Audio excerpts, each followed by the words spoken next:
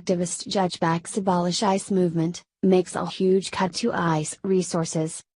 A federal activist judge is now providing support and cover for the shameful liberal Abolish ICE group, and with the process, this judge is cutting ICE resources. We now have non-elected officials, using their power to dismantle law and order, and as a result, endanger and burden every American citizen. From BizBakeReview.com. Illegal immigration activists in the crime-ridden Democrat strongholds of Chicago and Philadelphia scored decisive victories in their war against America's federal laws Friday. In the sanctuary city of Chicago, U.S. District Judge Harry Leinenweber ruled that the Department of Justice may not withhold grants from the city as punishment for its refusal to abide by federal immigration laws. According to the Chicago Sun-Times. Last year, Chicago sued the Department of Justice after Attorney General Jeff Sessions warned all sanctuary cities that their eligibility for Edward Byrne Memorial Justice Assistance grants would be nullified unless they began complying with the law.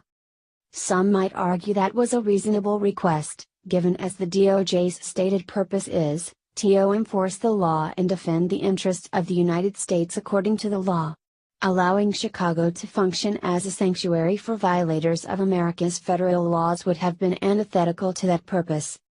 Leinenweber disagreed and imposed an initial injunction against the DOJ in September, declaring at the time that it should apply to all sanctuary districts across America.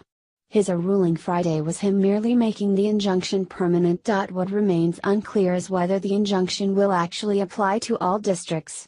The Chicago Sun-Times noted that in June the 7th U.S. Circuit Court of Appeals ruled against Leinenweber, ordering that the injunction be limited to Chicago.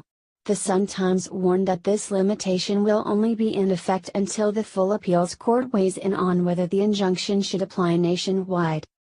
Over in the sanctuary city of Philadelphia, meanwhile, Democrat Mayor Jim Kenney announced that he won't renew a contract that had allowed U.S. Immigration and Customs Enforcement authorities access to the city's law enforcement database, known as PARS.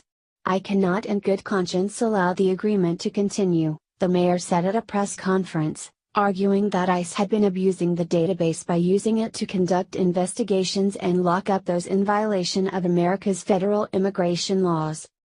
"All of us have ancestors who were once immigrants," he added. "All of us."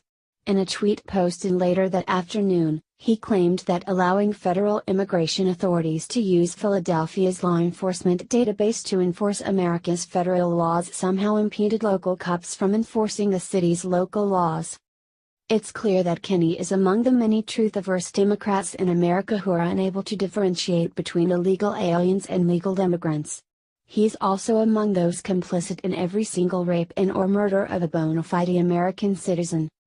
So is Leinenweber and every other liberal activist judge who has decided that he or she reserves the right to usurp America's top law enforcement agency and make